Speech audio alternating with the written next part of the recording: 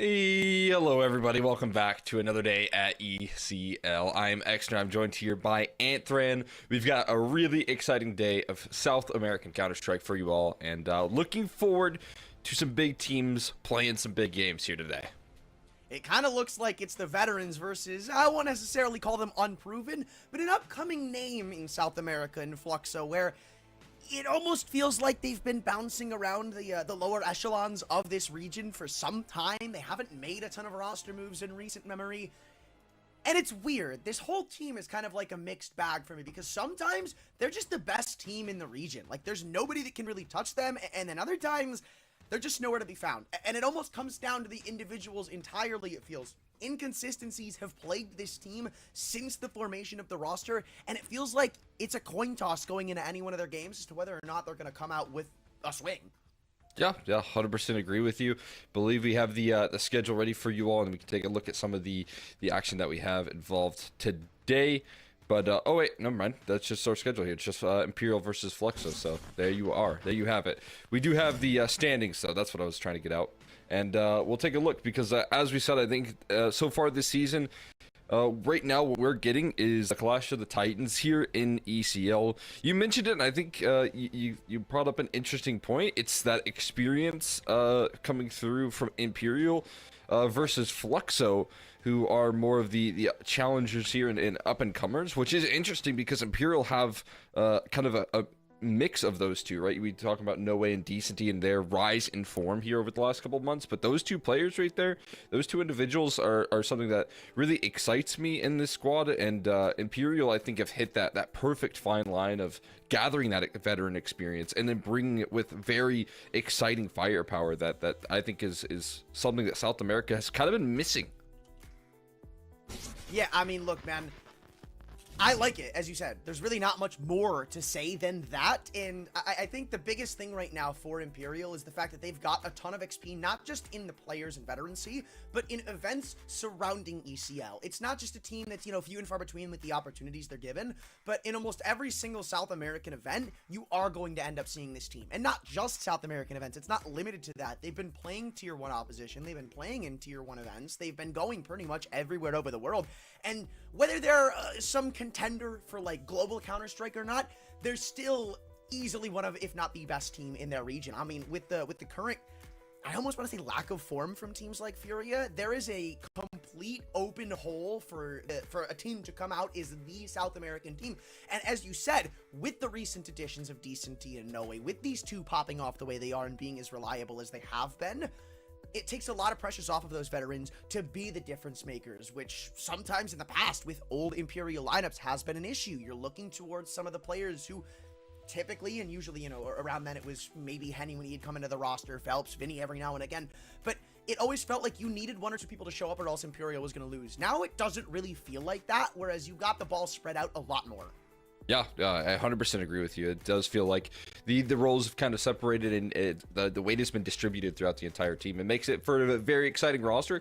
Looking forward to seeing them bring that energy here today, of course. But we are going to take a quick look at the vetoes here, see what sort of battleground we're going to be kicking things off with, of course. And that'll be on Inferno. We were just having a little discussion about how much we enjoy this map, how much we love this map, seeing it in pro play. Not really, it was actually quite the opposite, but it's no big surprise that we are kind of seeing this map. It's kind of been a strong suit here throughout the entire South American region. We've seen people come into interviews talking about like how actually the Americas region entirely has been playing a lot of Inferno, trying to pluck these vetoes and trying to kind of establish a map that I think coming into CS2, not a lot of like European teams have really taken a liking to outside of like rosters like VP and G2.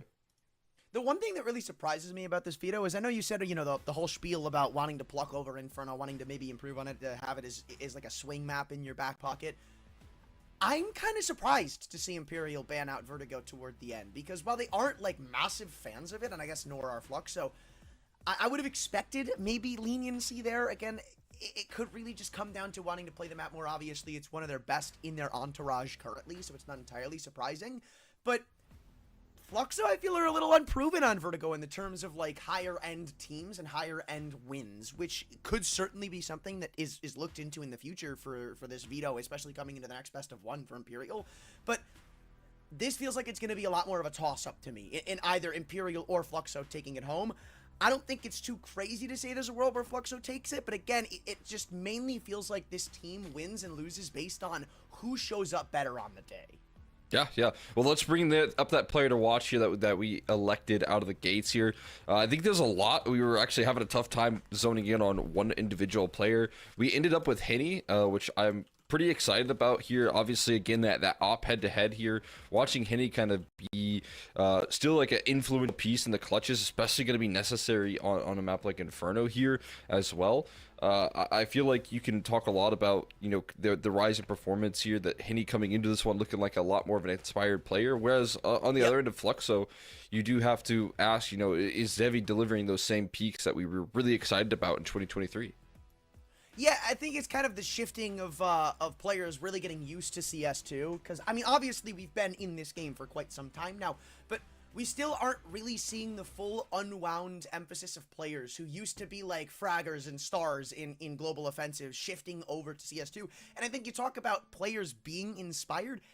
The fact that Henny is looking in peak form in a completely different engine, I can only call it, is what's even more impressive. We've seen so many oppers come through, even after being maybe just consistent pieces or really high-end players, have this massive slump, fall off, this problem they can't really overcome because of how different it functions in this game, because of how different it feels to be an opper in CS2. But Henny's not one of those players who's been limited by the game change, and I think that's what makes this team all the more deadly, because we've seen less reliance on oppers and more reliance on riflers and fraggers as the meta's shifted in this game, yet Henny is still here, fragging out of his mind.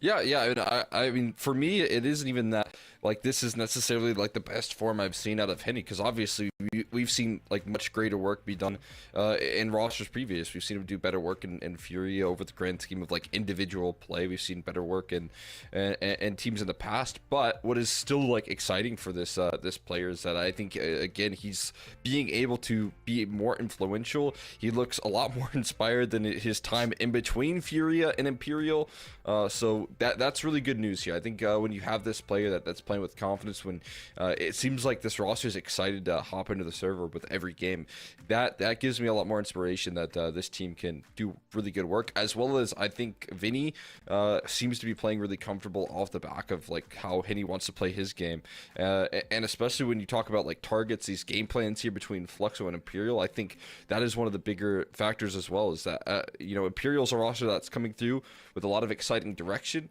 whereas sometimes you don't know what sort of direction you're going to be getting out of Fluxo, and that's going to be a big point of contention here in this head-to-head when we talk about the two top teams in ECL for South America. Yeah, and I like that you brought up Vinny early, because I think there's, and this is, you know, my hot take on the South American region, even maybe global Counter-Strike, I think Vinny is like top 10, if not top 5 support players in the world. It almost feels like every team he is on, there will be like an opper or a star fragger who does significantly better, because you have players like Vinny willing to play around him, willing to maybe drop a gun to him, willing to set up for him for the entire game. And you talk about Vinny, I could personally vouch, he's confident. I mean, he literally messaged on Steam saying, oh, easy, Fluxo, because he, long story short, they're confident. Imperial are not scared in this game, so it's not just an inspired Imperial. It's not just players looking like peak form. It's mentally a strong team, especially coming into a best of one, well, two best of ones, that could determine who mounts the top of ECL for the South American side this scene. It almost feels like there's a drop-off in ECL between the top couple of teams. So this is where you're going to see most of the competition, and I think Imperial can really cement themselves as the guys. Again, I talked a little bit earlier about how currently with the form of Furia, with some of the other top-tier South American talents, there is a massive gap opening up right now for anybody to start taking the crown upon, and Imperial with a win like this could become one of those names that you throw into the conversation. I mean, again, they didn't have the most impressive performance in external events. I believe the major, they didn't do so hot, but the point is, I would like to jump in and say that sure, yeah. I think they did they're very good at the major. They were able to make it past the opening stage there. They made it into you know, the elimination round, and for a roster that has a lot of debutantes in their first ever major and you know, first ever international event, we're talking for some of these players, You know, what more could you really ask for than to make it past the first phase and also give your entire region an extra slot at the major? So, you know, you might say you have higher expectations for some of these veteran players, but then you also look at the newer guys here on this team, and you just got to be happy that they didn't kind of fall underneath that like pressure that comes with the major performance. Yeah, and I mean, maybe if you look more deep into these players too, there's one good thing about the veterancy on this roster, and that's that even the veterans still kind of feel young. Like, obviously, Phelps, Henny, different conversation, but when I look at Vinny, he is one of the more experienced players on this roster. He's only 24. Like, it's not going to be some player that anytime soon you might start talking about a potential drop-off or age getting in the way. Like, this guy's going to be good for years. It's why he's been a staple on this team. So it's a perfect blend of veterancy with age, veterancy with youth, and youth in general that have come to form this team that's currently sitting 13-1 in ECL. And that's what's really important. The fact that they have those extra loss slots over teams like Fluxo, over the more competitive ones in the region, where I think your losses are going to be talked more about when you come to the top echelons of South America than your wins are to some extent, because there's a lot of weaker teams in this bracket to some extent that you wouldn't really peg having a chance against teams like Imperial that are going to go washed under the radar. But if you go 1-1 with a team like Fluxo, it's going to be harder to make those arguments. I think those are going to be looked at a lot more. So the fact that they're confident, the fact that they've got all this, it's kind of why I peg them as the favorites significantly. Ooh. Yeah, I'm going to have to back you up there. Let's take a look at those predictions and, you know, what you said there. You know what's better than 24? Just 25. And we both went for Imperial. As you can see, we went and we placed our faith, and Vinny, we placed our faith in the Imperial squad, which I think makes a lot of sense here. If we do see Fluxo win, I'm putting a lot of pressure on Lukowski because that guy can get you out of the roughest of spots here, and I have high expectations that he's going to be able to put up a fight up against these players. But when you talk about, like, kind of the trajectory that these two teams have taken, we see Fluxo struggling to really perform here in 2024. They've had a couple of really good events. They've had some really impressive wins. That's been in like the online Counter-Strike. Meanwhile, you're talking about this side for Imperial, and they've been consistently qualifying for international events, performing very high past expectations. So all of this is really good news here for the squad.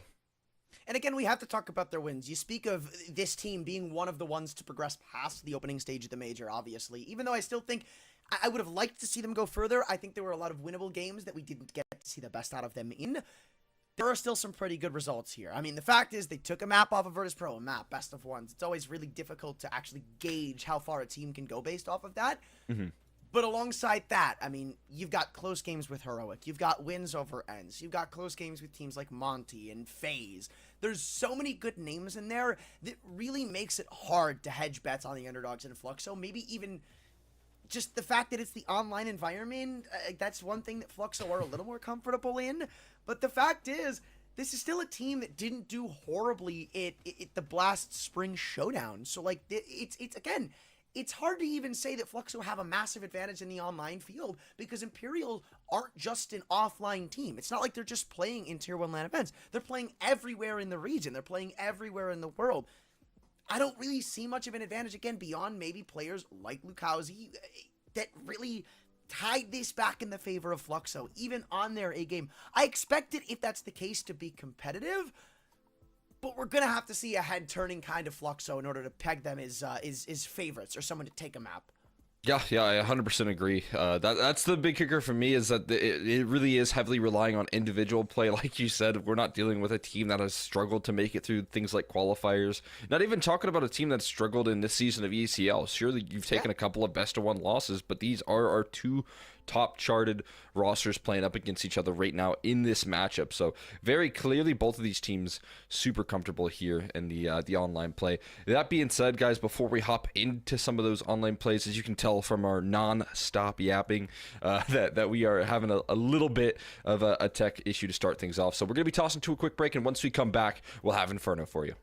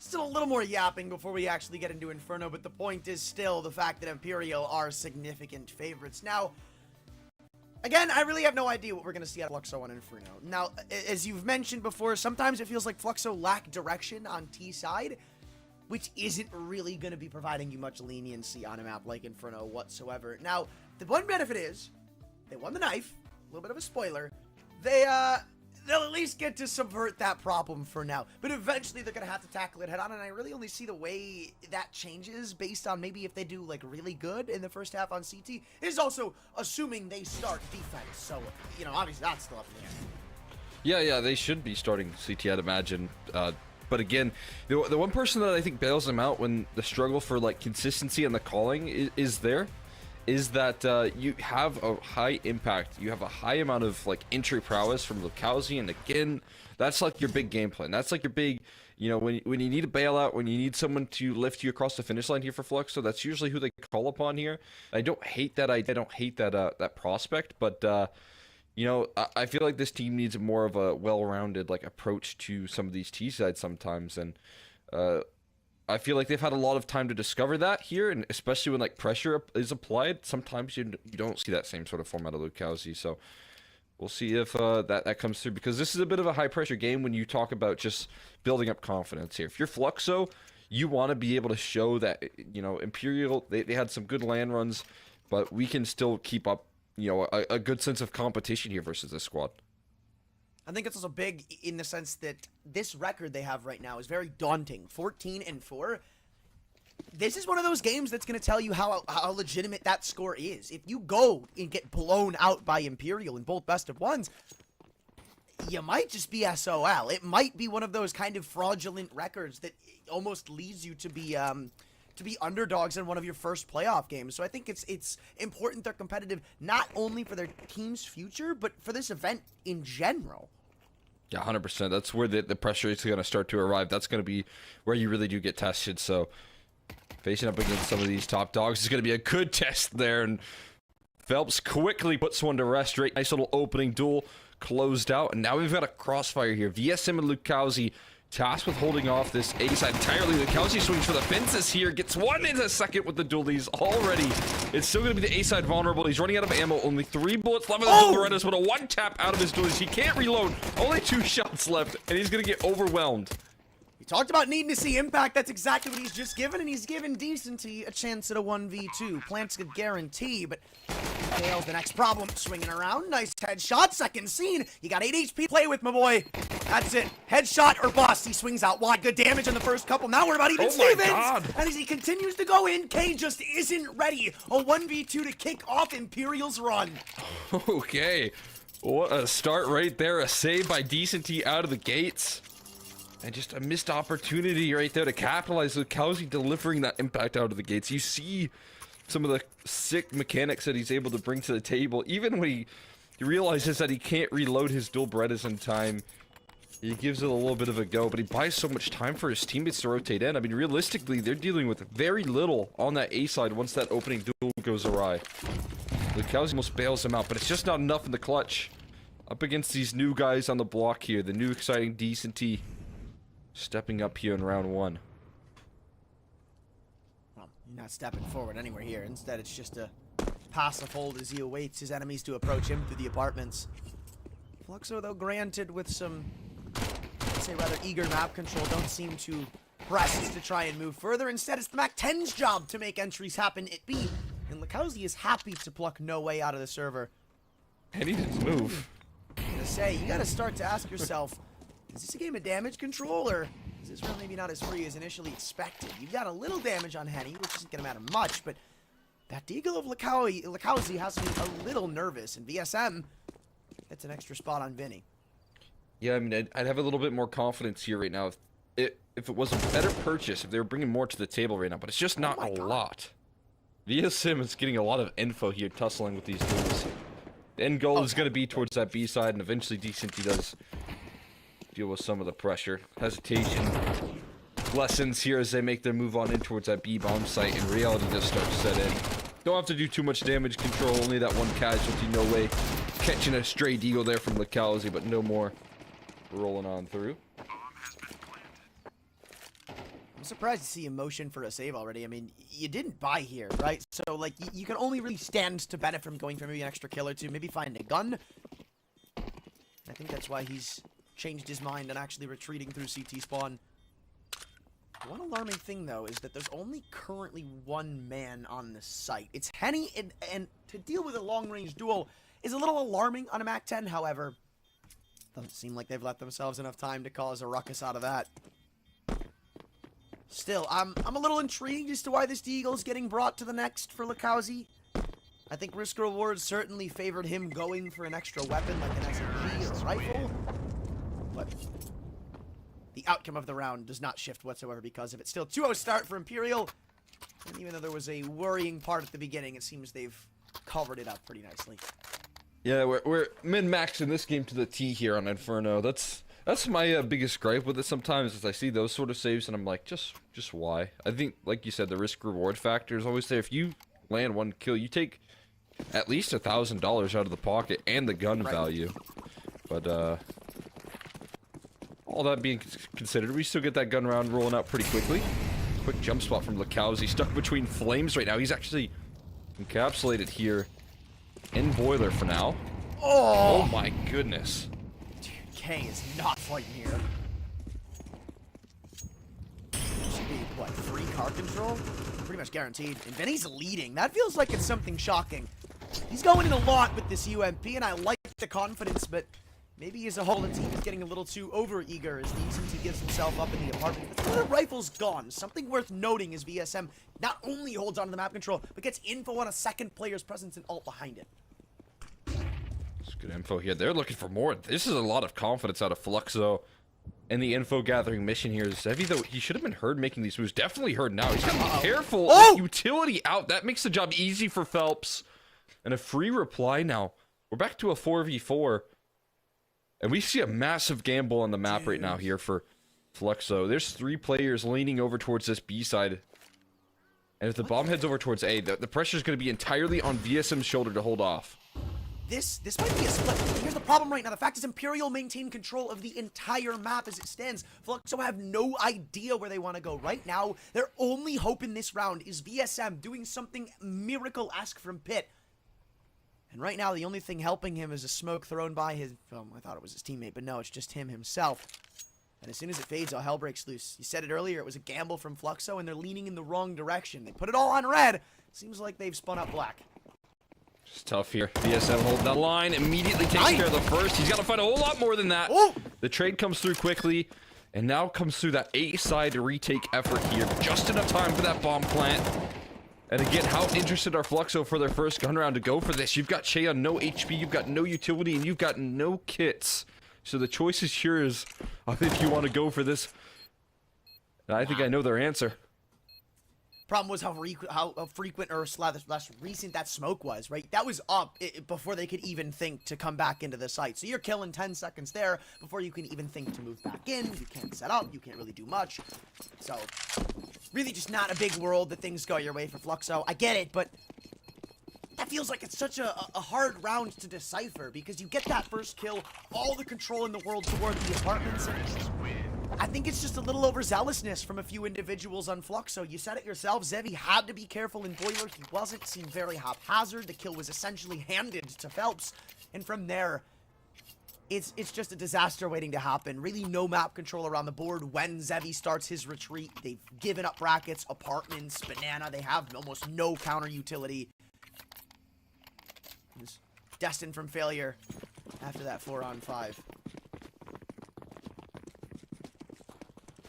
Yeah, that is a bit of a shock there. It feels like Zevi playing a little lackadaisical on the A side right now. I think when they took down Decent T, they were getting a whole lot more confident, but already nade stacks land a kill this time. Lukowski trying to save this round. Vinny just sends one straight through the smoke. And there is a two-man advantage now with so little control again. Do they know about... I don't think they do. And Noe's currently being distracted. Maybe a swing comes through, good trade, but he's stuck. And there's a lot of damage-reducing utility lying in wait on the ground, but instead they just dump the flash and get out. It's all unconfirmed on Che. But it's still going to create a massive disparity between the two remaining. VSM, does he want to stick around, try to contest in a potential 1-on-3? Or do you just end up calling it a save again? Well, now you're locked in. There is no second guessing. It's stuck in the middle of the box. He's not cleared by Phelps, so an opportunity emerges, but only for so long until Decency closes the window right on his fingers. Should be 4-0. Unless Che's going to attempt a 1v2 on 16 health, which seems unwise. Yeah, he knows better than that. He gave it a little bit of a peek-see there, see if he wanted to make it happen, but of course, incredibly difficult retakes, especially when it's on the A side, and especially when you have no health. And Fluxo try and turn up the gas there. They try and turn up the heat a little bit. And they just get sideswiped here. Imperial's protocols to handle this CT side proactivity are well versed, especially when you've got Vinny just sniping one out through the smoke like that, and then nades to land the opening duel and so much damage onto Che. It just doesn't leave you with a lot of good options here. I mean, we've seen a healthy mix of both here. Fluxo have tried to play slow defaults. You know, let this Imperial squad work some map control and try and bait out their utility. We've also seen them now try and pick up the pace, and neither one of them really working so far very well. Both of them have required VSM to hold monstrously on the A side. I want to see this team with an op in their hands. Feels like that's the next step for Fluxo in trying to change the current course of history. But half-buy comes through. Nothing too outlandish here. Okay, Viking and Banana. This kind of worked intermittently so far this game. Sometimes they've been the ones doing the damage. Sometimes it's the inverse here. It's just more of the same. Imperial fielding map control that it doesn't seem Fluxo can contest against. They do have utility on B, but I'd imagine they're looking to save that for post-plancer. Maybe not. Flash is set up for Che, who gets ready to go in. ESM's already got the entry. This might be pushing it a little bit, and a couple of kills come back right when he didn't want them to. Vinny, Decenty, No Way, Henny, everybody getting activated, and from the opening pick going Fluxo's way, everything else goes for Imperial. Oh my god, how quickly it turns. Right there. They do get a little active. They do get a little aggressive. Find some of that success over towards apartments and that CG side aggression. They find a little gap in the default, but for only so long. Imperial quickly fill up those holes. Patchwork done on the fly, handling the aggression, and like you said here, the only next logical step in progression is to finally see an AWP out for Zevi and see if he can be a difference maker right now on the CT side. This is They just don't seem being to slow down the ignored. pace whatsoever. I was going to say, they're just running straight up. Fluxo have to find some way to counter this. And that is the way, right? Double nade, Molly, they just don't care. And look at how much utility Imperial have now burned from the belts of Fluxo. And look at the rebuttal. Letting the fire burn, letting Imperial set themselves up. You flash back in, you're doomed to lose the opening pick. And it seems like that might be the case, but Shay gets away with robbery. A little setup there from PKL, it seems, and he just nails 2 to the wall. So a little relief here out of your rifler. Shay delivers a man advantage here. He does go down quickly in the response, but takes 2 down with him and some change.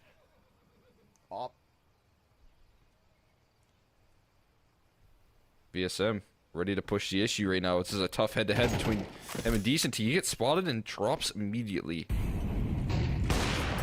What a Nice flash. It's heavy, just full blind, but recoups. Regains control for moments until Henny peeks back in to find himself a decent trade. Now it's Decent T looking to set his boy up as he entries up through lane. There is an extra assister now. PKL's come around from B. And in time, it's something you don't too frequently see on Inferno, but time's running thin, and they gotta move where everybody's in the fray right now. First spotted, Henny 1 for 1 as Decent T again is chalked up to the clutch. This time, PKL's gonna be a little closer than he's ready to be comfortable with, or not, even fully sticking it. Wow, balls of steel to just hold the nerve behind the pillar, and PKL's now playing his game as he dances around. It won't be 2 for 2. Instead, we go 50-50 as PKL won't allow a repeat of the clutch. And even regains the off for his troubles. Fluxo finally on the board. It only took him 6 rounds to get here. Finally lifting off there. Get it in a clutch. Get it in a 1v1 right there. Largely facilitated off of success out of the gates from Che. But finished off by PKL with a really important clutch. Breaks the deadlock for his squad. Retrieves that op again. Gives Zevi another chance to try and get some work done here. But even still, even despite the man deficit, you can see how hard the fight is coming through from this Imperial squad. Yeah. In these awkward situations, they do not relent. The one thing that's a little alarming is the last round, the way that setup fails in car. Because, like, right, Che hits the first shot, cool, right? That's something you can't entirely predict or anticipate. But the fact that he gets 2 there is really what puts Imperial in the dirt. The setup was there to counter it and everything, but it just failed. No other way around it. Seems now Fluxo have taken liberties, walking straight through the apartments and straight past the grass with Decent T's angle, a double needed. But the trade's better.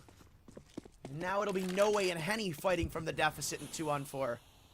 As you said, lack of trading in that last round here, flaring up again. But look how he continues to aggress forward here. Can he get anything extra? No. God. Does go down. Very proactive here. And you know what? You do go down at least delivering an extra headshot. That's not the end of the world, but is it going to open up any avenues now? One less player in this man advantage. What is the reroute? What is the end goal here? I mean, right now it looks like Imperial show no signs of actually committing to anything. Bombs down and spawn. Yeah. I mean, this isn't impossible by a technicality for Imperial, but the fact is, the round is becoming less and less likely as the seconds tick on, because you've got to go back and get that bomb. Whoa. Then you've got to eventually crack into one of these bomb sites, but they still haven't done the due diligence of actually doing. Time is their greatest enemy here, and even though Henny's low, it feels like that's second. With only 19 to go, I think Noe is gonna understand when to call it quits. As he sits back in Rexy, he has missed his opportunity of clutch. Gotta know when to fold them. No way. That was exactly when to go ahead and call it. So 2 in a row, and again, pretty good CT side proactivity, facilitating with the op as well. Zevi able to control some of the map alongside his riflers. And a little bit of unity comes through, but immediately we get to see and talk a little bit about the presence that Zach can bring to this server here. This duo that has been building up some really exciting prospects out of South America. Zach and Vinny, I feel like, always play off of each other well. Zach has historically been very good at bringing new talent into the scene and delivering impact in that department as well. So exciting to see the coach get involved here out of the gates. Yeah, it almost feels like Fluxo have finally started to change things around, and I like it. Again, we talked about needing to bring that op in before we saw some like legitimate shift of tempo from Fluxo, but now they seem a lot more confident. It's not like anything drastically changed in the game plan. I mean, we talked about them at the beginning of the game letting Imperial kind of be the ones to take the first step in initiative in a lot of these rounds. Wasn't really working. All of a sudden, they bring out the op. They feel a little more comfortable and confident. I think one big change, you know, very, very specifically that I noticed was a couple of rounds back where you have Zevi getting caught out by Phelps in a 5-on-4. The man advantage is now even. There's no map control around the board. But the difference here, Zevi's a lot more confident to just gun out, hold down his sight, hold down that map control, and not let Imperial encroach as much for free. That's really started to stunt them in their growth, and you could see them struggle around the map because of it. That last round, you couldn't really see them get good control over Car or Bracket because the entire time they were taking fights on two separate planets. They weren't baiting out as much utility as they wanted to prior, and because there wasn't enough manpower in one end or the other, they couldn't set themselves up for proper anti-flashes, for denial of map control from Fluxo. So it's that one op, the relief of reliance on multiple players to be in the apartments in lane that started to tick up in the right direction for Fluxo.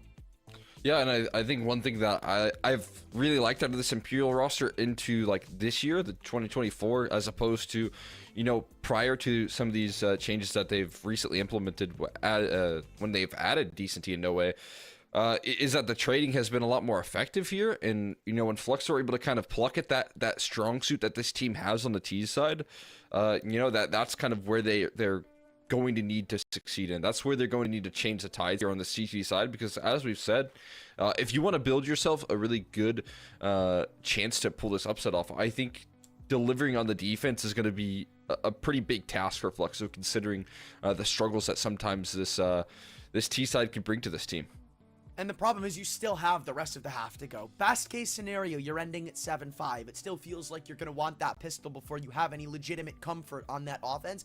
Again, you're not, is Fluxo, you're not going into this game thinking, oh man, we suck on T side. We're not going to do anything. We're just going to get stomped as soon as we switch halves and give up 6 rounds in when you're down 5-0.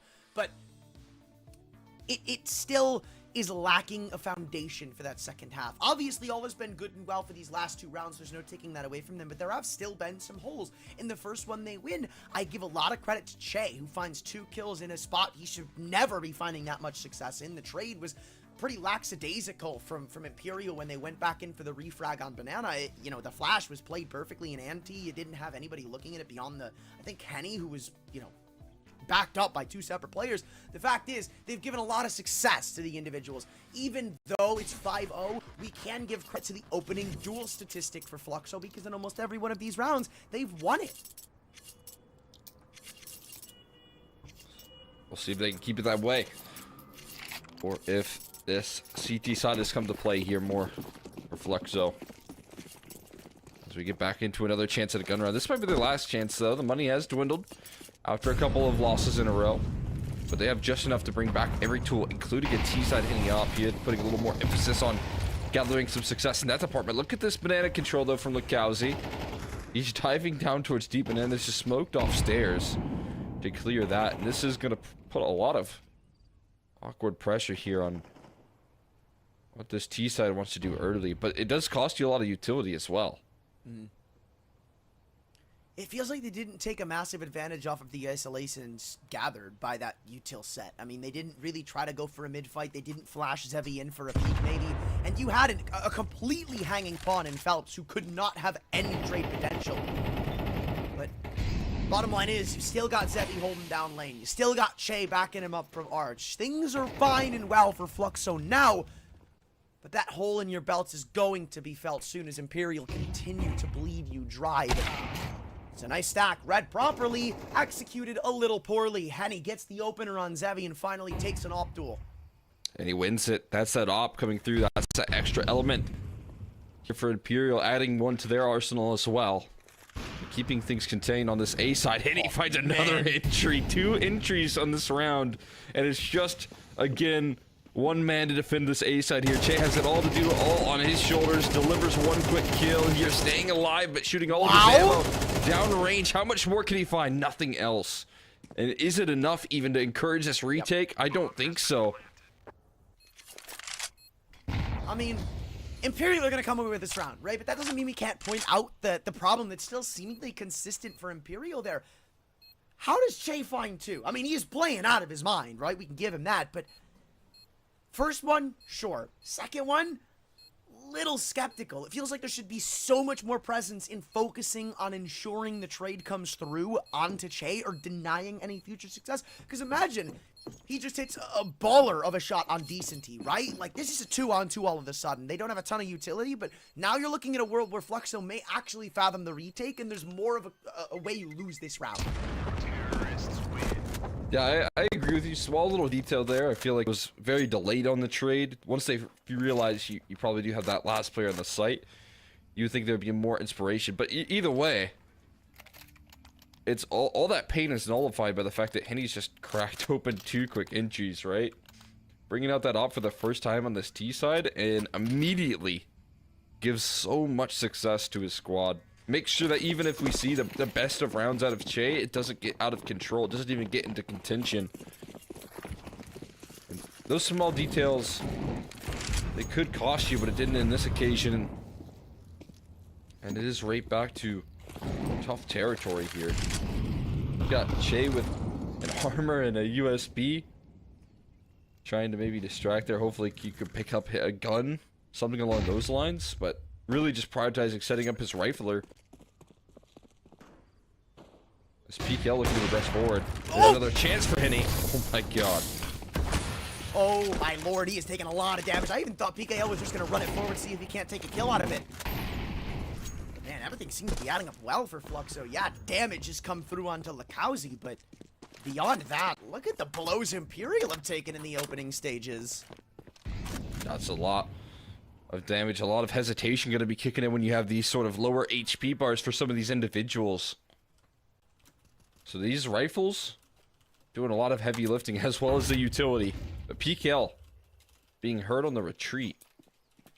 It's a bit of an interesting situation here. And Che's still got a smoke. We're talking 40 seconds left on the clock. You still have a smoke. If you get that down with 30 seconds, it could be good. But Henny delivers another massive opener. And it's just rifle. And Henny knocks PKL down too. He's taken the site by storm, by force. And it's going to be another save for Fluxo here. They've got no other option. Henny is just breaking them down right now. I don't even know what you do about that second one, bro. That's just a skill issue. Like, really. That's just it, man. You didn't do anything wrong. It's not like you could have played better. Yeah, you just... You think it's safe behind walls. You just got dumpstered, bro. Oh, you should have knifed him, coward. That no seems chances. like something Henny's gonna laugh at. Oh, yeah. Right, like, he's definitely giggling in that gamer chair. The last thing you want is a little evil laughter out of Henny. I don't know, man. I think the last thing I want is lettuce in my burger, but... Turns out that might be what you get. It's unfortunate, really. Look, you dropped the 25 bar in pre-game. I get one. I like that one too. That was a good one. Burger King foot lettuce. I needed somebody to be on my side because I just know I'm gonna get flamed for it. I'll stick beside that one. Nice. We'll see if Zevi can deliver here up against this stampede of opping that we've seen. A missed shot just barely gets away from the flames, but still kicking it on the server here, just on low HP as that molly bounces right back. And the HGs are good. PKL's fight not quite up to snuff, but the molly will at least be able to trade things out. It's something for Fluxo, but not a lot. Certainly nothing round saving. I'll just... What? These nades are going everywhere, man. Everywhere but where they need to go. Bro.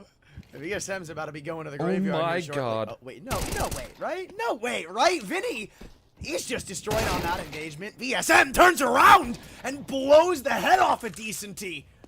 Zevi's toast. Trade, it's so labored to come through, but oh, that's what Phelps was looking for with the sneak play through the arch smoke. So eventually they wrapped their head around a confusing round, but this was a whirlwind of emotions, man. Those nades.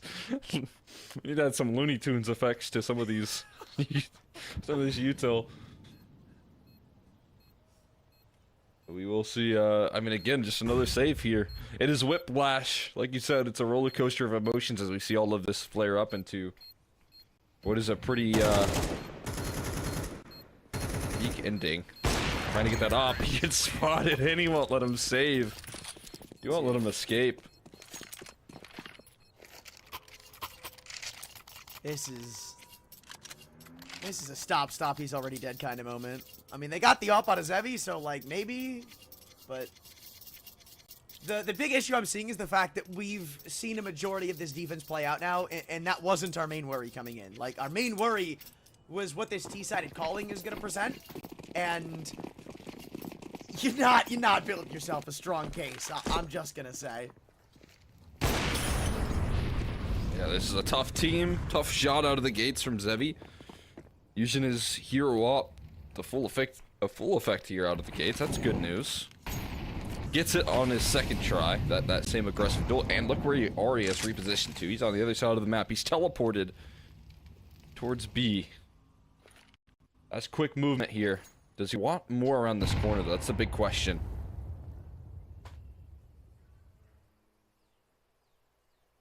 I don't know. I'm still not sold.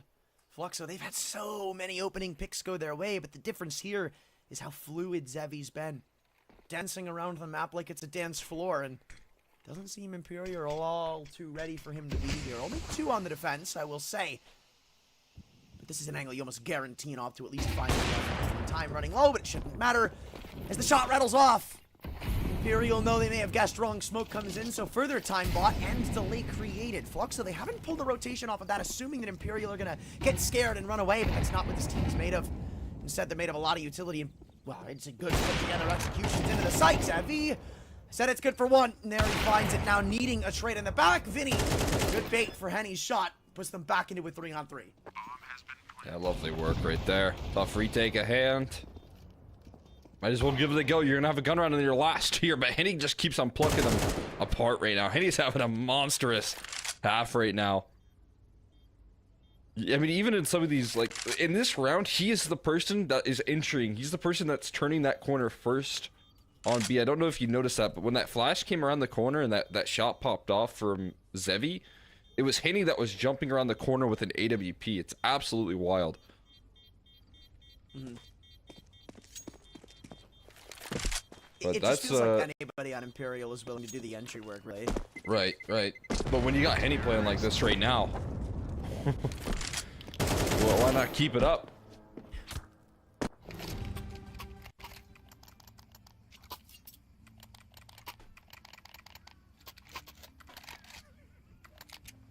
Kind of hard to stop him. I mean, you had a couple of good rounds out of Zevi. You know, he was looking nice. You had a couple good rounds out of Che. Just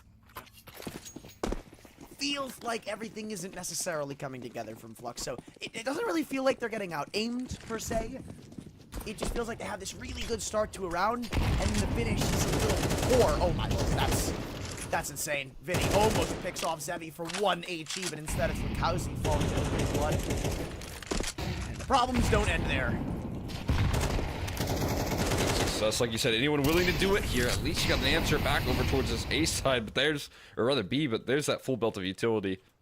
Tossed over towards Banana. Vinny, or BSM rather, ready to try and stand in defense. You want to hold your own up against this pressure, you've got to, but just completely blasted, leveled out of it.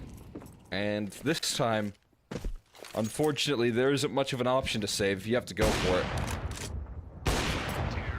Well, yeah. Just feeding the flames. Decent T. Henny ended off at the top of the scoreboard, and Imperial, they show why they came in as the favorites.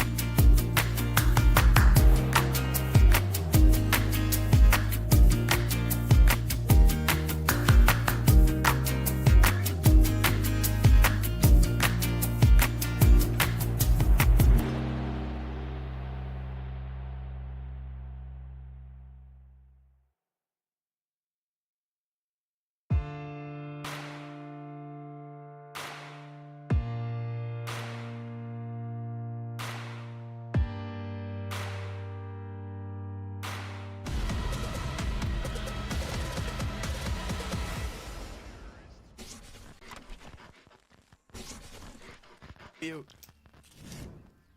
And welcome back, everyone. A pretty fiery first half there out of the gates on Inferno for Imperial. Unfortunately, we got Fluxo fizzling out here in this best of one to kick us off, and not a lot of runway to really show up here in this map. We'll see if they can put much of a fight back on this T side that we kind of walked into, talking about how it could be a bit of a worry for them in this series. And this Whoa. Might just mean everything, man. Hey, you know what? I like it. Whoa. You know I've always been a Zeus kind of guy. Hold on. Come on. People have been bringing this tech out more recently. Did you just call it tech? Yeah, this is Zeus tech. Oh, you just hit him with a, do they know he's here? They just hit him with a decoy. Yeah, that's why they threw it. They got the sound cue. That's crazy. Are they gonna boost over him? Come on, that's cowardice. Oh no! Come on, man. Ah, well, things should go good. I say that, but how is Vinny finding kills? What, dude? Nah, bro, wrap it up. Nah, it's over. It's over. It's over. Wrap it up, bro. Catch you on map 2. How did he live? Oh my god. No chance right there. Like you said, just pack it up. That is Vinny sending you to the grave right here on map number 1. That's a really, really tough round to mentally recover from.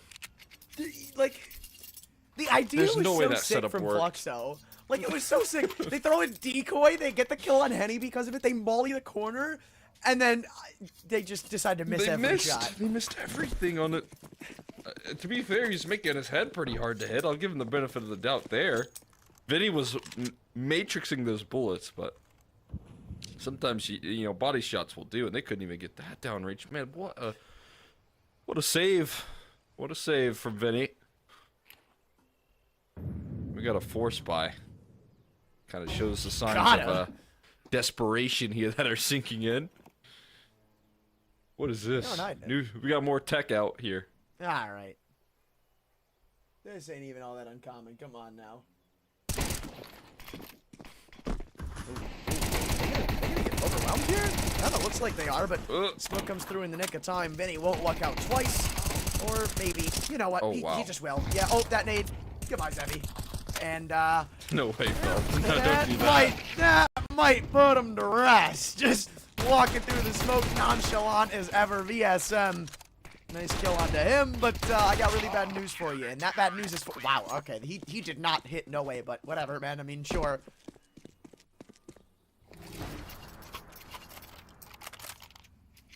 Yeah, this is getting into that no respect territory. I mean, as you said, Vinny hopping into this one, saying it was going to be a breeze here. We weren't sure it was going to look this easy for them here. It looks like they're having a good old time in the server. It looks like they're having a blast running through these smokes, disrespecting the opposition right now. And this is, I mean, again, this is Fluxo's, like, bread and butter map right here for them. Yeah. This is what we call better player alert. Look at the way they start this round as well. Look, Gauzy on 11 HP. If you ever wanted anyone to really lift you off on this T side, it was gonna be him. This is your last chance on this T side, and he is on 11 HP. You were literally talking about, you know, Lakowski being that guy for Fluxo when they need somebody to step up. Well, I got some pretty bad news. No. Some nice utility. I mean, I'll give him that, but dude, just look at this. They're not scared at all. Phelps literally just walked through that smoke with a nade out, dude. Like,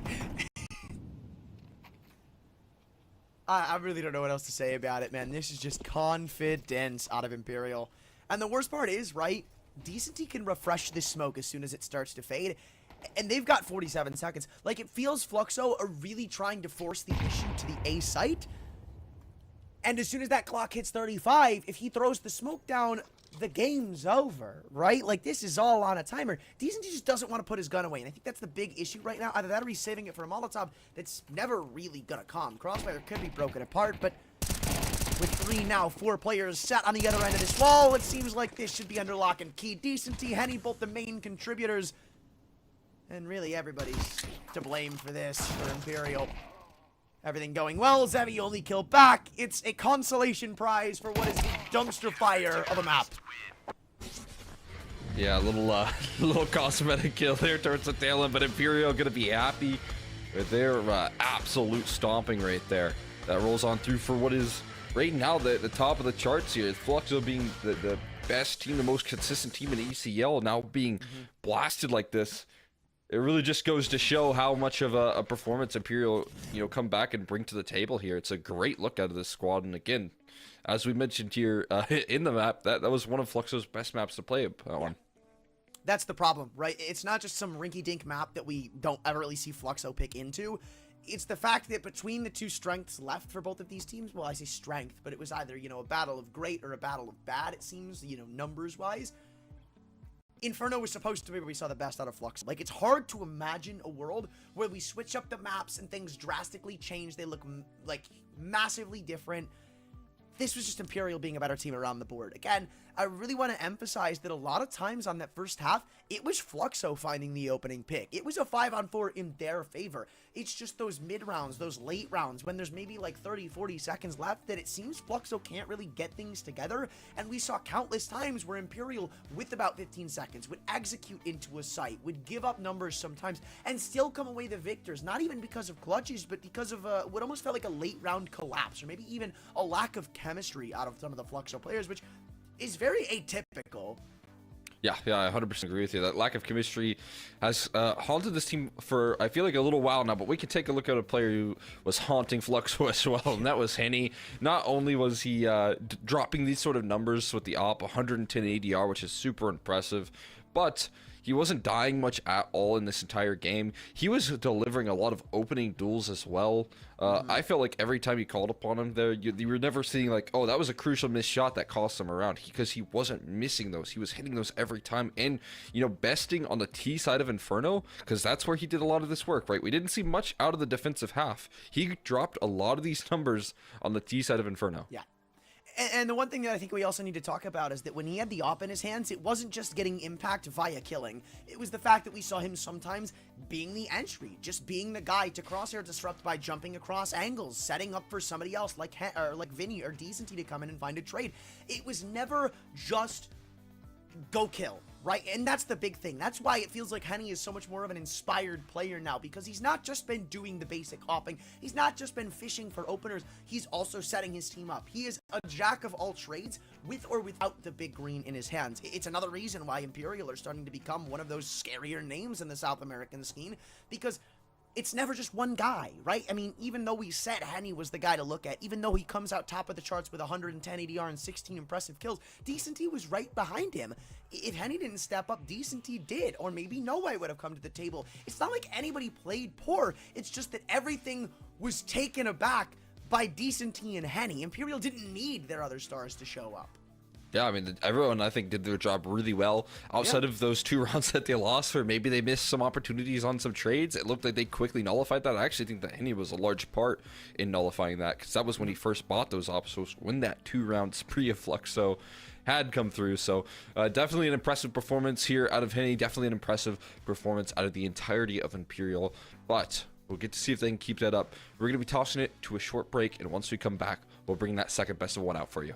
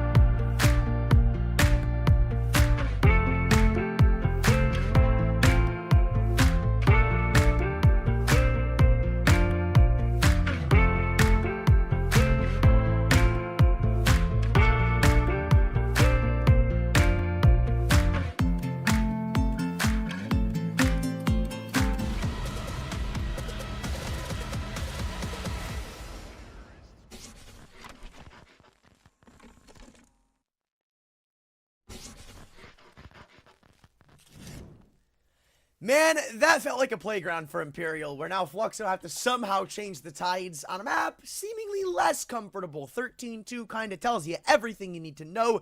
And those 2 rounds, well, I kind of don't think they matter all that much.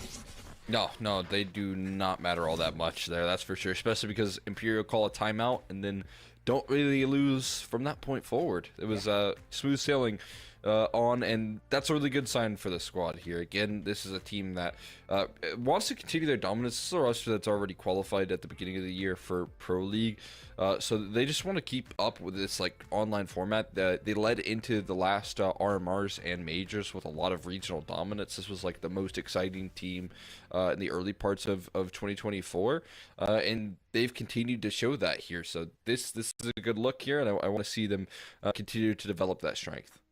And again, this was supposed to be like one of the biggest tests they could possibly face in this bracket. So the fact is, you just wiped them. You wiped through them. Like, really, it wasn't much of a contest. And as it currently stands, obviously there's still a second map to be played, but you now sit at the top of ECL South America, right? Like, you're essentially securing yourselves the spot, or at least the spot. You're pretty much securing yourselves the #1 seeded playoffs, if not some decent spending cash beyond that. And again, I don't really know if there was much of a test for them coming in from this season to think, oh yeah, you know what, maybe Imperial need to prove themselves against this team or this team. It kind of felt like on paper this was the team to beat. The fact that they dropped the map was a little alarming, but doesn't really seem like we're going to see that Imperial again, especially if they continue to play like this. I don't have high hopes for Fluxo. Yeah, no question about it. Well, let's go ahead and take a look at that battleground that we see for this second map, the second best of one out of the series, and we do see Mirage coming into this one here. So again, this is Imperial playing on what is their strong suit here, what is this kind of a map that they've been able to define themselves on, which is going to be an exciting prospect. You've got some of these younger players, these newer individuals that I think really thrive on this map when you talk about players like No Way, Decenty, and of course if Henny keeps up this sort of opping, I'm going to be excited to see if they can deliver again on another just dominant performance here versus a pretty exciting squad in Fluxo that are getting sideswiped here tonight.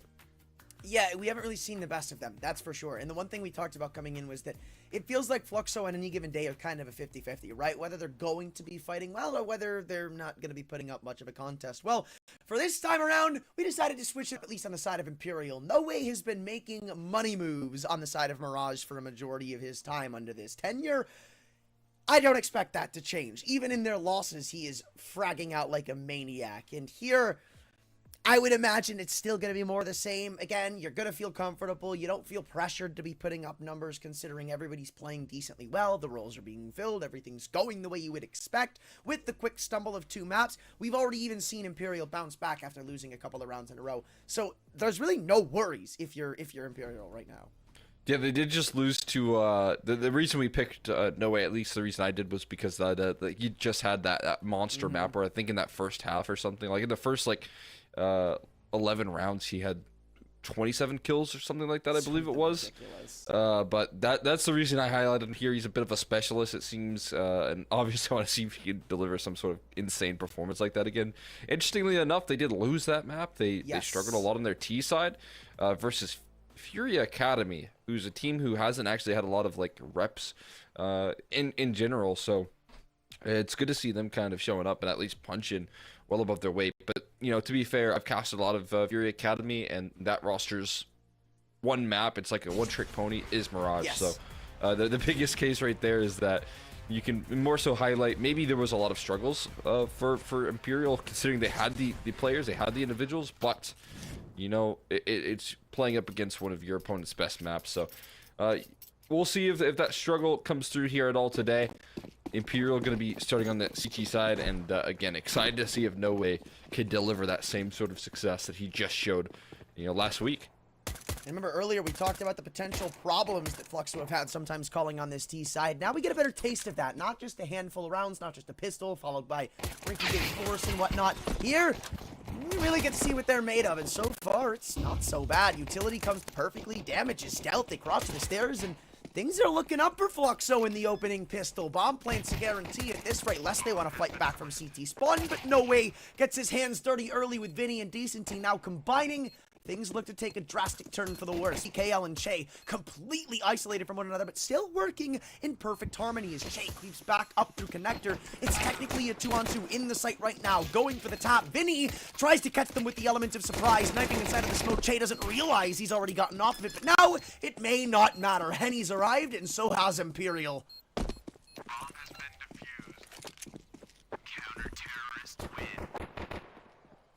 It's a nice way to finish right there. Again, Vinny so elusive on these pistols. Able to sneak his way through and out of the smoke. Had that kid as well to back them up, and a very successful retake right here coming through from Imperial out of the gates. I'm definitely excited though for what you mentioned here. We get to see a lot more than just force buys constantly out of Fluxo on this T side. And it also feels like a map that's easier to call around here sometimes on this T side as well. So I want to see Fluxo give us something to be excited about here. We got an attempt to jump over in towards window, but VSM just taking a fight versus 3 riflers in middle, and he's the one that walked away. The one thing I feel like we didn't discuss all that much was Vinny on this map. I love watching him work on it. With an AK, with a Deagle, it always feels like he's a legend on this one in specific, but... What? He's not really living up to his teammates' entourage. He falls pretty quickly to the mid push. Look, how's he is going to win this round? Should. CT, he's in T, yeah, CT spawn right now. I don't know how you would ever expect this. Imagine a world where no one turns around for some reason. Oh, I mean, should still be a 1 round, right? That's the big thing. But they have at least given some forewarning to Vinny off. Catwalk Lakowski, though! Makes it meaningless as he wide swings out, leaving only Noe and Phelps on low HP. And Fluxo have no intentions on letting them save. You've got an extra prong in ramp. You've players ready to lurk through market. This is a tricky one to try and navigate. Yeah, I feel like that's a really good just mid-round reaction right there. I feel like out of the gates, you see, if you're VSM, 3 players around the window area, 1 player obviously jumping towards underpass, and then 2 inside of the window. You got some weak points right there, and especially when that cat presence shows up, that is Lukowski's chance to just gun it in towards the B side, and Lukowski doesn't stop. He even finds some exits, some tough angles. Being encapsulated, and that is a start that you desperately need here if you want to respond if you're Fluxo. They needed something to hold on to. Really, it's been so long since they put an actual round on the board that even like convincing concepts and good ideas are not concrete enough for this team to really hang on to. They needed something like that, and thankfully they pulled it out of the hat. But again, it was off of a lot of timing plays, right? That's not something you're gonna call off a spawn, and I'd like to see a little more consistency out of that from Fluxo. But they've at least teed themselves up for future success, because there's not a lot here for Imperial. They forced spot in, giving it everything they have. But you're only hoping around like this is a couple of cheeky 1Ds out of players like Henny or Vinny.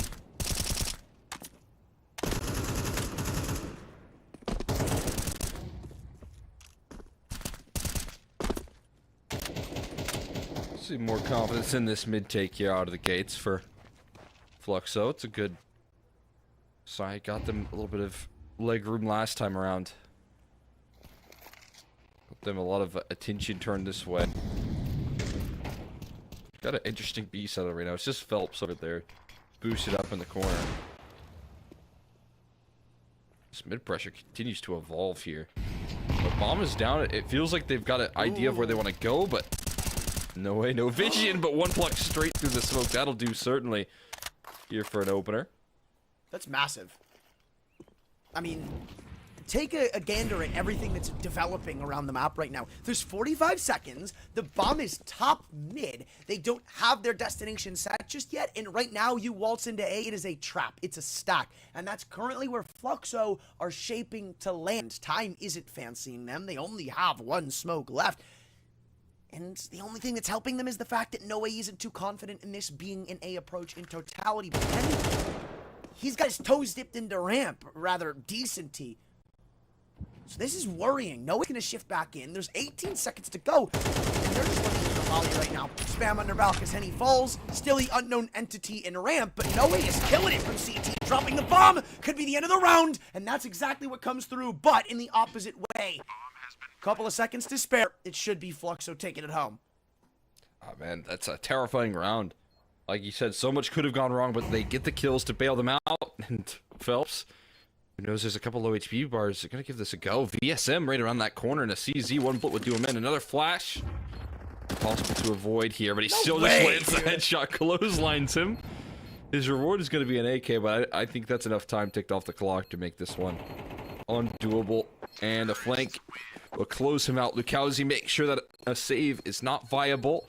And Fluxo going to take the lead, punish the force buy, and get off to a fantastic start here for the T side. Still so scary, man. I mean, look, No Way was literally one bullet away from winning that round. There was no time for somebody to pick up the bomb. There was no time to get a plant. All they would have had to do was essentially have Henny stay alive in market, where there's nobody in close proximity. So, sigh of relief for Fluxo. And a save called from Imperial. No surprise, really.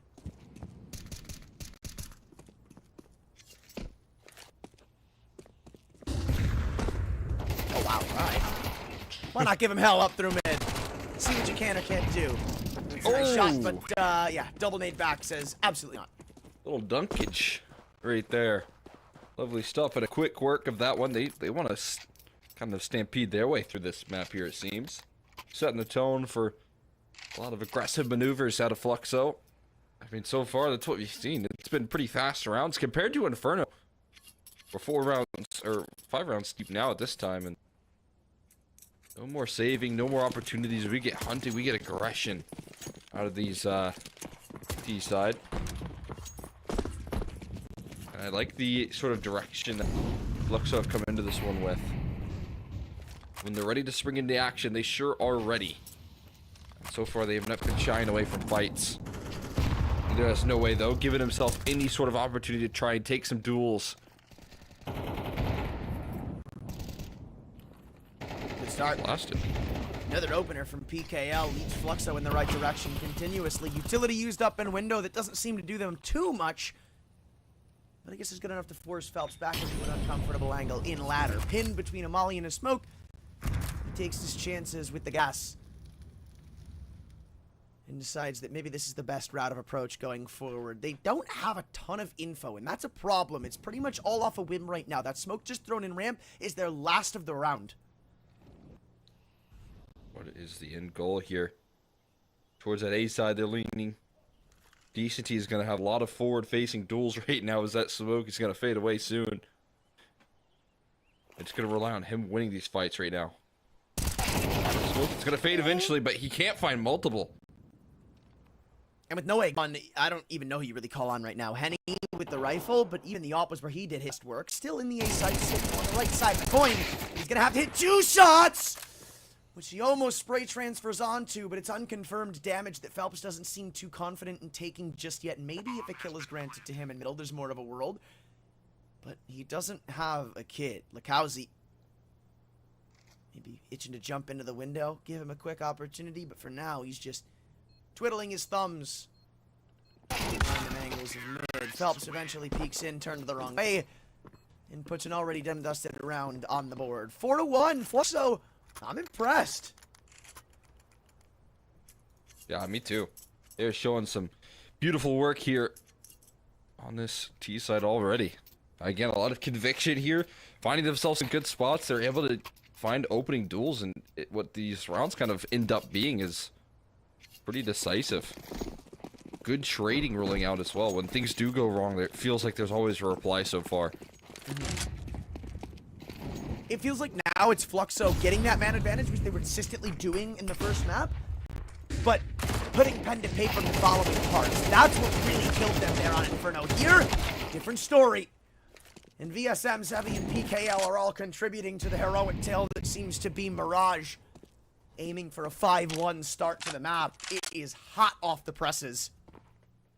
That it is. Decisive. And towards this mid-control again, spending a lot of resources, a lot of utility, and getting rewarded with it by making sure that that 4-man stack doesn't go too far out of control. You can see the X's on the map right there. They all line up perfectly. They actually might lean in towards Phelps, which could be interesting. Expect him to be, at least on any given round, towards the catwalk side of things, but They're going to close in on him. Now it's a game of timing here that is going to be won by Che. He'll just hunt down a win by eliminations. And Fluxo find their way to 5, only losing the pistol so far. This is impressive. Even more impressive that they lost the pistol and put up this performance is another big thing too, right? Because they played with a massive disadvantage for a handful of rounds. But we do finally see the op on Henny. Could be a turning of the page. However, deja vu strikes when you realize this was the exact same score of the first map in reverse. So I'm curious to see how much length there really is to come out of this op. So far, it seems more or less the same from Imperial.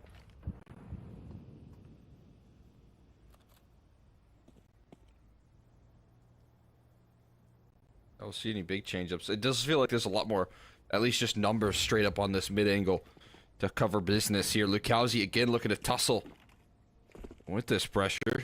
No way. He's not shy away from a fight, but he's been struggling to win it now consistently. This time gets away with a big one. Lukowski hits the deck, and the mid collapse comes through. Again, a good trade from the CT side. What's the reaction now out of Fluxo once they spot out all this presence towards mid? It's going back to A. And they're going to be well met by 3 ready to go Imperial. CT's flash is sublime and takes care of no way. Biggest threat eliminated. But now Decenty's looking to step back up when he's called upon. Bomb on the back of the ESL doesn't feel comfortable enough to plant, so instead, they'll line up, giving ample opportunity to Decenty and Khan to put this round in his hands. Now the op of Henny's next. And he won't miss onto Che. Maybe there is some more truth to the Imperial success once the op comes out, but only time will tell. I mean, I think just a great adjustment in the game plan here. Mid's been a bit of a point of contention. You've been losing a lot of these opening duels, and Flux have been able to use that control that they have to get extra influence on their executes. And you could imagine that the A-side play would have went well if they had a man towards mid, if they had presence and connector, any sort of lurking business right there. But they have none of that opportunity, and you can see... Well, they still have some pretty impressive shots and great utility to get them on towards that A side. They do lack the extra prong of approach here. Henny ducks right underneath the PKL, still takes a bullet. Not too much damage for that, but walks away with a warning shot. I'm gonna say it could have been a lot worse. Only take the risk of a warning's a lot more of a benefit. Now, it's VSM not taking the warning so lightly as he nades open the smoke. Surprise, there's Vinny. And there's a rare opener for Imperial. That's just a nasty off angle right there. I don't know what you do about that one. Tough to handle. And like you said, a rare opener. They can use that to full effect. Hearing Zevi in the Molotov. More information. So much movement in middle being called over from Phelps. Dude. Oh, man. You always just feel like they're going to spam. But no. No dice here. Now I got my eye on Henny. It looks like they might walk up through Cat, but nah, they reroute when they get control of ladder, and now you've got Phelps to worry about as you initially predicted. But they're very passive for my liking right now, and without a ton to help them map control-wise, kind of feels like you're destined for the slammer. While there's no smokes to prohibit you from a site's entrance, there is the up of Henny. There is still the backup in Decenty, and honestly, baiting presence right now isn't going to do you any favors. It's a 5-on-4. You know it's coming, B. The bomb's been dropped, and at this point, I don't even think it matters. There's just no time. You hide at this point, even if the kills come through. The round's just done. And the kills certainly will come through. They'll come through in stride. As Imperial dominate in that round right there. And this is more of what I kind of worry about on Fluxo's T side, is sometimes it feels like there's not a clear set in stone in goal, a game plan in time for the timer on the top of your screen to, you know, become the biggest factor right there. And when that time gets too far down, it leaves you in what I would say just very lackadaisical clears. Kind of sloppy CS gets played at that point. Adjustment could be to see a little bit more off-spawn calling come through here, but Vinny's looking for another one of those opening duels here. He has an opportunity up against VSM. Instead, he loses it.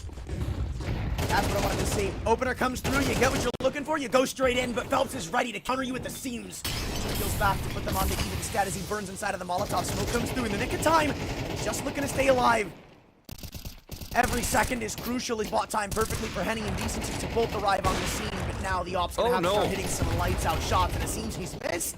Everyone, a rarity of Henny gives enough room for Sevi to clean house, and even though it's a chaotic round, it's one Fluxo won't fall behind in.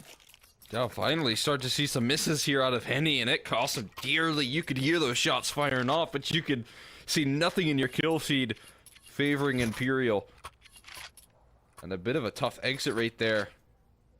Because right now, you got Vinny playing a very confident game. He's got the numbers to make these plays right now, right? So you can't even fault him too much for going for that fight. But when he falls, you got Phelps being able to stand tall. You probably just needed some extra influence here out of Henny. And it's carrying forward. Another bit of an awkward miss here. He spots Lukowski flying up catwalk, and it's a connection through the smoke that he finally lands. But Decency doesn't last long. He's dropped as well, and Phelps playing with fire right now as the rest of his team falls. It's going to be a kill, but the reaction, the trade, possible, but not yet completed. The problem is it's all unconfirmed damage, right? That kill eventually comes through, but they really have no idea what they've done in middle. Honest to God, 3-on-4 is sneaking through the catwalk. Phelps looks to get something desperate. Only thing stopping them from going into A right now is Henny. And I wonder if they're going to place the smoke in the window room. Yeah, they do have the one left. Not shocking to see, and as soon as it comes through, I think Henny's just going to bow out, realizing this is his time to come. But I wonder if they'll even let you save this for free. I mean, there's a ton of cash to play with on a couple of these players. Yeah, next round is the last of the half here, so maybe send, you know, a couple AKs in the mix on a bit of hunting endeavor. You can see Sevi keeping them contained. There's a great reaction right there. So far, I mean, you see... For one round, Fluxo kind of fizzle out to the timer, and then now back-to-back rounds, we've seen off-spawn calls with a lot of conviction. And that adjustment alone has bailed them out. It's given them even more grace here on this T side. Terrorists win. You do some PKL. This, man. Yeah, I know. They don't want to hunt too crazy because, again, you actually could run into some financial trouble, but... Everyone's still going to be looking good for the last couple rounds of half here.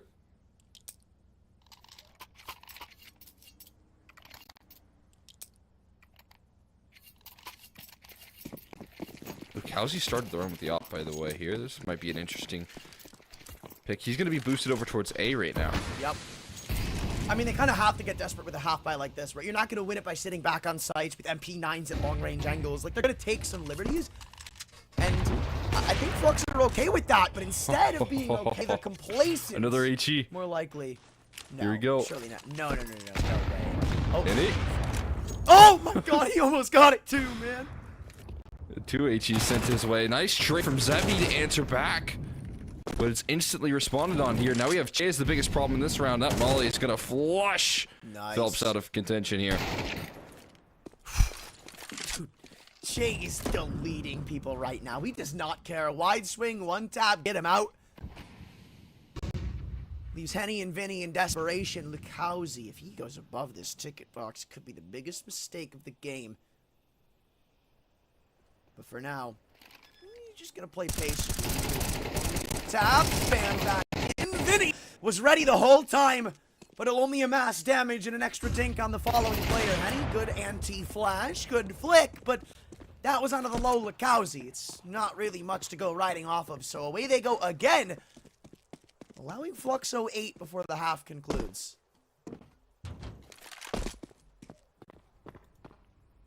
They will. Able to make a great escape here. Che. Not so lucky on his hunt. And again, well, he's not a big factor. VSM now gets his chance to strike, but I don't think he'll make it in time either. Unless, hold on. Oh, never mind, he makes it in time to die right there, and he going for, again, some consolation prizes, but this half, he's getting a little bit out of control numbers-wise here, so it's important that he gives himself one more chance with this AWP. In fact, he gives his team a double op. But it's got to be 4 here, it feels like. You don't want to let Fluxo run away with things. Sure they only want a chance to stop that. 9 rounds could be huge for this team. This is more of the Fluxo I expected to see in the first game of competition. But is Decent gonna go into Palace? Kinda wonder. Jay throwing that volley for him in. No, it's the inverse. Ruse as Shay walks up for yet another opener. It feels like he's one of the more successful players on Fluxo right now. I mean, this control is too much to bear right now. We are scared to peek CT spawn. We have no jungle control. We got a post plan activated. And we got one less player to work with here if you're Imperial. Fluxo looking to really close this half out strong with a beautiful finish. A layup post plant right now. Sealed on in, and you gotta again get past it. He missed op shot, repeat misses again, but his riflers are sharp. Like you said, Shay delivering in the server, as well as the rest of the squad. Well, Henny again is gonna get more cosmetic kills, and it does look pretty. It's still Fluxo grabbing themselves 9 here and taking us into the half.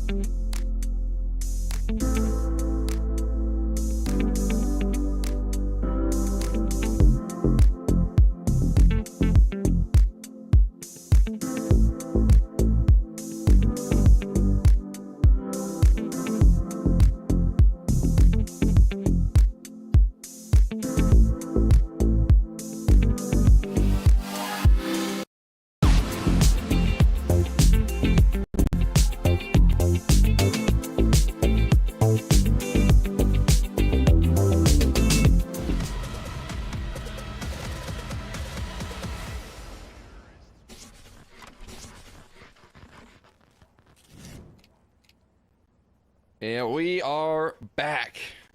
Anthran stinking up the joint, and myself here ready to cast the second half as Fluxo are giving Imperial a taste of their own medicine right now. Looking for a dominant half, looking for a dominant finish. They got to do it on the CT side. I'm starting to think that they are capable here of completing the mission.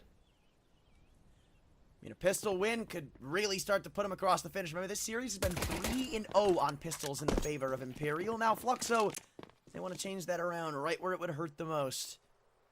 For now, it's just info being taken toward the apartments, shifting around different CTs, hoping that the Chaos could contract another pistol win for Imperial, but instead, it's actually Zevi finding an opener on the lurkout mid. Che is next in line as 4 eager T's get ready to waltz into these dualies. Timing's everything, and Decent T deletes on the way in. Oh, I just walked right on into that. Spots out the setup, spots out the squad. There's a lot of time left here, so you don't see any over-rotations right now from Fluxo, even though that call from Che might give you a clear image. Utility still diligent as well. Imperial get execution on towards A. Decenty off the flashbang. He's going to dive through the smoke, but he's getting blocked by Zevi in a position to succeed. But no shots to back it up right now. We have Imperial looking for a strike back, but it's all in favor of Lakowski, who's looking to shut this pistol round down from CT spawn. He's just got one more to find right now, and Hitty's shaking in his boots with these positions. As they slip the gap, though. Not quite. Not away from VSM. And Fluxo recover the pistol. That's their first of the series, and it comes at the best possible time from them. One that could easily set them across the finish of Mirage. And it's quite the inverse. Earlier, we saw them lose a couple of rounds on Inferno. They called a timeout. All was well in the world. Now, they're completely out. They're running out of answers. They just lost the pistol with no bump plant, and they're force spying.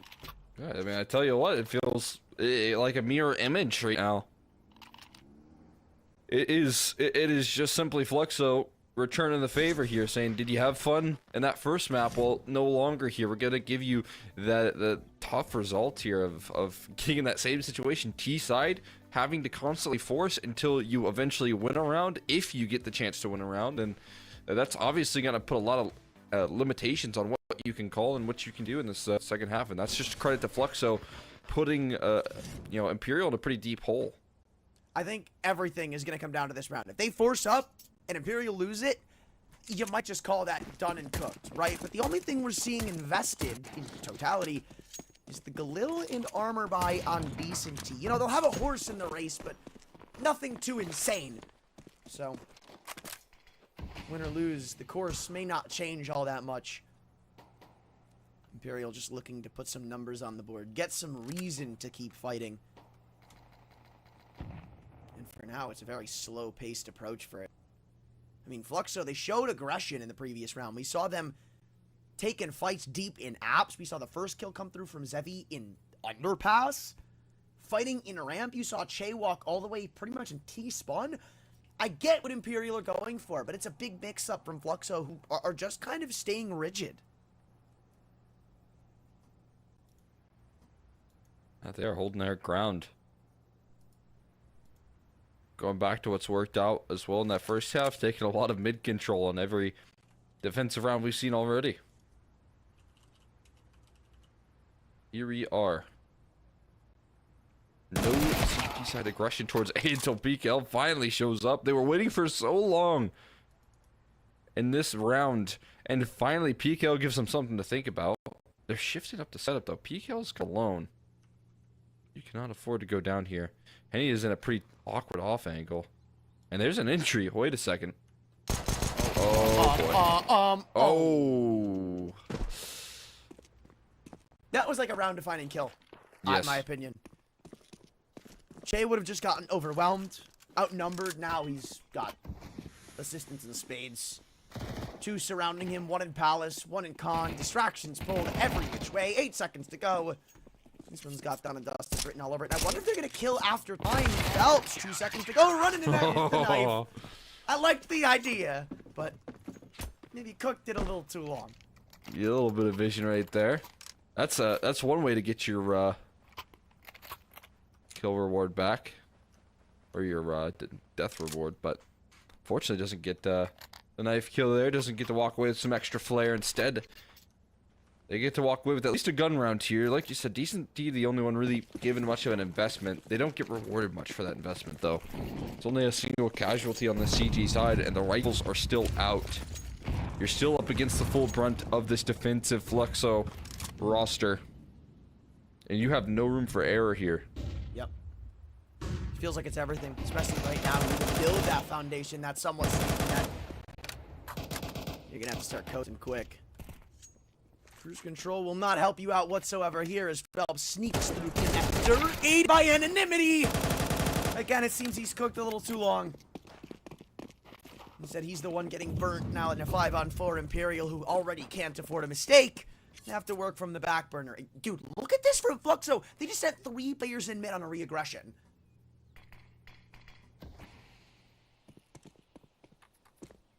Yeah, this is full control here, manufactured. Zevi, though, I mean, doesn't stop, doesn't relent on this control either. Gonna now tuck himself in towards Sandwich. There's a lot of Molotovs here, and you'd only have to imagine that one of those is gonna be tossed his way. Yeah. There's one towards under balcony, but here's the execution. He has no health. They actually didn't molly him off. They're lucky Decent he comes away with that kill, because that could have been a round-winning angle. Now they're just flashing for their teammates in CT. Lakowski blinded up by a team flash. The bomb now dropped on the cross, creates other issues for Imperial, now needing to jump back in the realm of fire just to get control of the round. Seems like they'll never recoup from it. 12-3, the iron strikes while it's hot, and Imperial being struck down with now 9 rounds needed just for overtime. We get a little bit of whiplash here in this series. Both teams getting the full brunt of this, the peaks of these rosters on when they're able to play at their best, what they're capable of here. I feel like we got that out of Imperial. We got everyone stepping up to the plate, no missing pieces, and now we got the same case for Fluxo. They're just, I mean, 5 rounds is the kill distribution from top to bottom. And that's a really good sign here.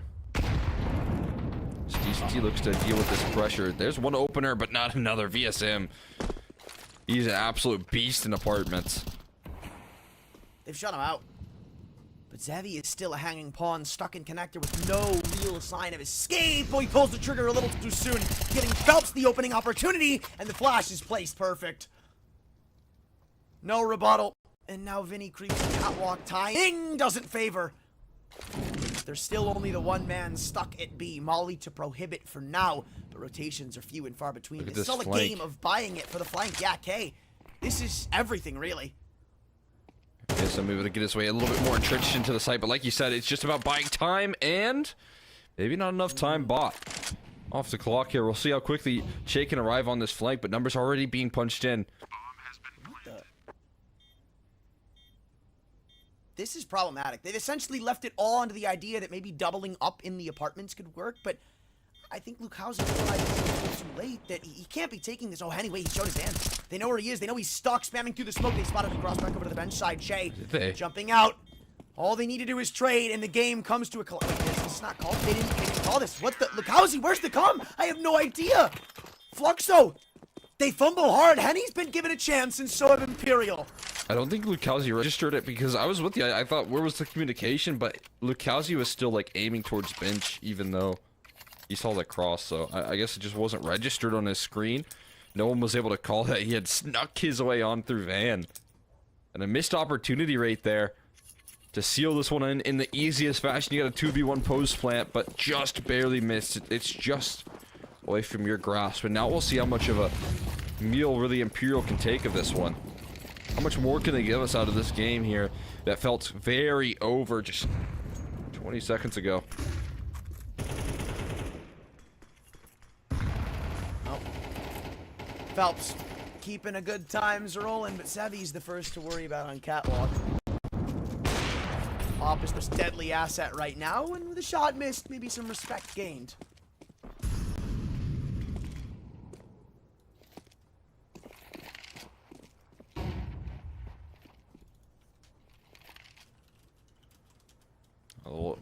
Man advantage can go a long way. To see the op in charge of all of this B-side control right now. That's the gamble that Fluxo have made, placing their faith in Zevi to maintain control here with his better firepower. And stack over this A-side. But I think it's going to be a split. Yeah. And towards this B-side here. Up catwalk, and Zevi's got a really tough job at hand.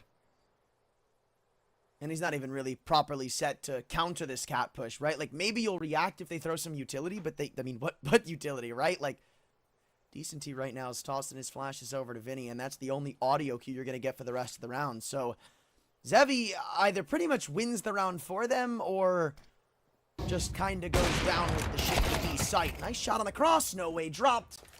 But that's what Vinny's there for, to trade and not allow you to inch closer. And Fluxo are ready to bow out of this one. They don't really have any intentions on hanging around.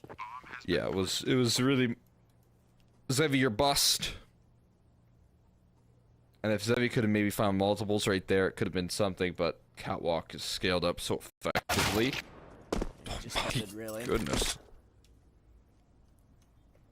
VSM is like the Khan god, I feel. Even though that kill didn't come from Khan. I love seeing him in Khan. Yeah? It just hit me. I like him in apartments. Really?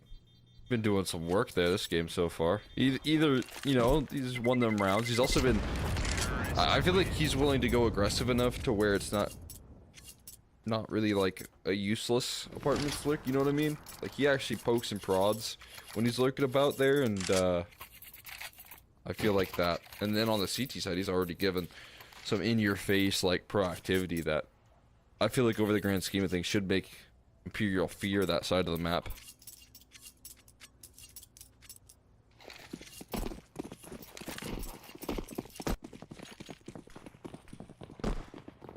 What has he got this round for us? Oh, wow. Is this? Okay, I was gonna say, I feel like something outlandish like a B-pop here is...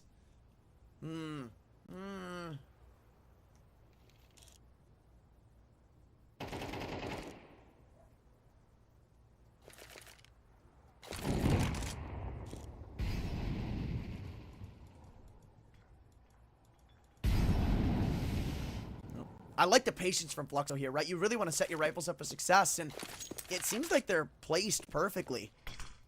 Sandwiched around middle, trying to play this quarantine game of stopping Imperial from reaching any further stage of map control. But there's not a lot of prongs in connector right now, right? As soon as Phelps creeps up into the stairwell angle, it feels pretty close to unconscionable. I love the way they got the setup and ladder, right? It's all a bait and switch. Get Lakowski involved. And that's what they've done. But the bomb still paths its way up into B, knowing the only rifle here is not to contend. AK drops 2 in window and now leaves it all to Lakowski, the lone man left on Cat. And Imperial, even though they know he's here, I don't really think they see much risk. Even if he was still here, you just trade it out, gun out, and that'll be it. But he just grabs the op instead and calls it a day.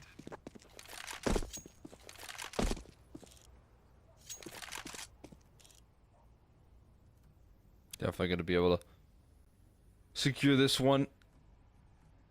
Lakowski getting out with this op would be really nice for them as well, as I don't know if they'd be able to afford it without this save.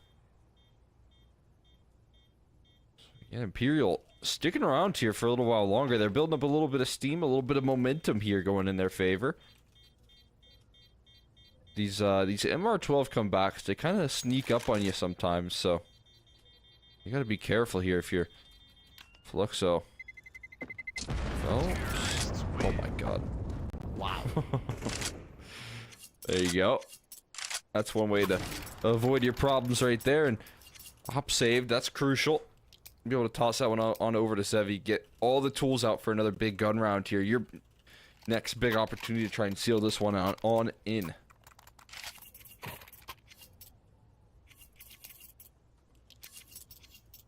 The problem is, right, these past couple of rounds, they've looked good for Imperial, but it just feels like eventually that twig is going to break.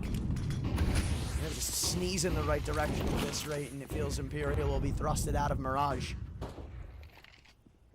But Phelps is taking quick glances up Catwalk, and this is one of the rare instances we haven't seen Fluxo put up a fight here.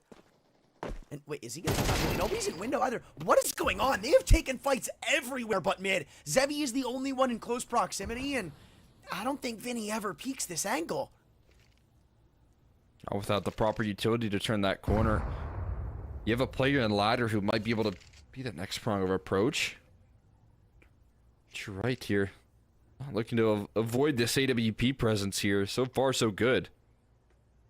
Zevi just locking in, trying to cover off so many bases right now. Right there is a severe threat in the mix on towards middle. Oh. Wow, dude. Henny is just lights out with those kinds of shots, man.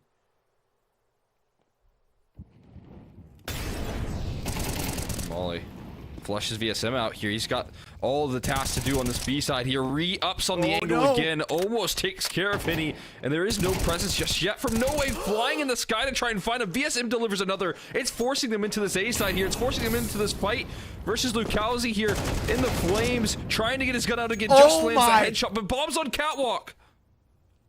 And he's dinked. They know Vinny is dinked. So this is a massive... Wait, is there even time? There's 15 seconds. He has to run all the way up Catwalk and get into the side. I think the game's just over. I don't think Vinny could possibly win it. He can't walk whatsoever. Gun out as he springs up. Knife out now. VSM, take your time. The killing blow lies in. In another round, it looked like Imperial had everything going for them. This is exactly what I was saying. One mistake, one flaw, and it all tips over. Fluxo, a great looking map. And all of a sudden, it seems like the troubles of the first are gone. Yeah, no question. Really good response right there. Great reply for two teams that are top of the charts. Both of them kind of dominating here today on two separate maps here in both best of ones. And that's a great sign rolling through for Fluxo that they're able to get, pressed upon. They're able to get shut out and still come back here and show what they're made of on future maps. So for Fluxo, you're very happy with this end result, that at least you're able to split the difference.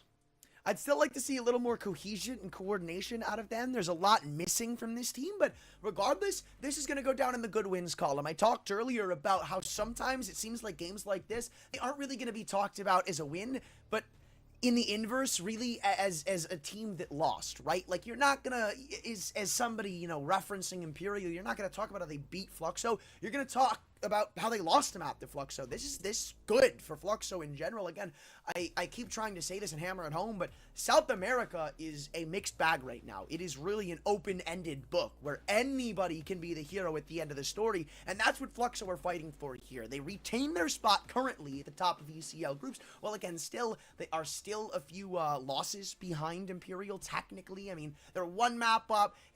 You're probably going to make that back if you're Imperial, but the point is, they stay in that one slot for now. They showed some fight against a team like Imperial, which makes them a far more decent threat moving forward. This isn't necessarily a fluky team, so to speak, because of a result like this.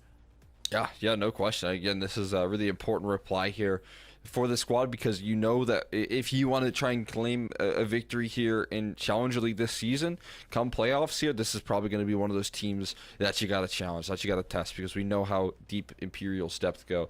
But we'll take a look at the player to watch. It's No Way. I actually kind of want to highlight this more so. Again, his stats weren't that great. But the big factor for me was, I think, again, this goes to show how good Fluxo are at shutting down some of these key players and some of these key positions, because No Way trying to work in connector on that CT side was getting so little unless he got shots through the smoke. That was about all that we really witnessed in terms of what he was able to bring on that defense. And for a player that has just shown, recently how effective he can typically be if teams aren't up to snuff on their protocols, this is a great kind of showcase of how good the mid control was from just his stats alone. Yeah, I mean, look, they put a lot of emphasis on not letting him go into connectors, you've already said, but it was via flashing, pretty much just nuking out connector a majority of those rounds and really not allowing him any vision whatsoever. You said it yourself, the only kills he really got in that first half were just straight up through a smoke, and denying players like him the emphasis on maps like Inferno, like Mirage, really stunts this team's growth. We've seen Imperial struggle on this map before, as we've seen in recent times. You talked about Fury Academy. You talked about that being the map they dropped. Well, maybe it wasn't a one-trick pony for Fury Academy, more of the inverse. Yeah, absolutely the case right there. It's a exciting prospect that Fluxo have that sort of grip on this map here, and I want to see some more development come through in the future here. We'll see, again, a lot more action left onto the season as we kind of lean in towards the tail end. Really excited to see, if these rosters can really prove it here, who's going to come out on top. But for all that being said, guys, I want to thank you all so much for tuning in. This was our day in South American ECL. We'll be back here next week with some more action, and of course, I think there's some more NA ECL as well a little bit later down the line. So you're going to want to stay tuned for that. And with that being said, thank you all so much for watching, and have a wonderful rest of your night.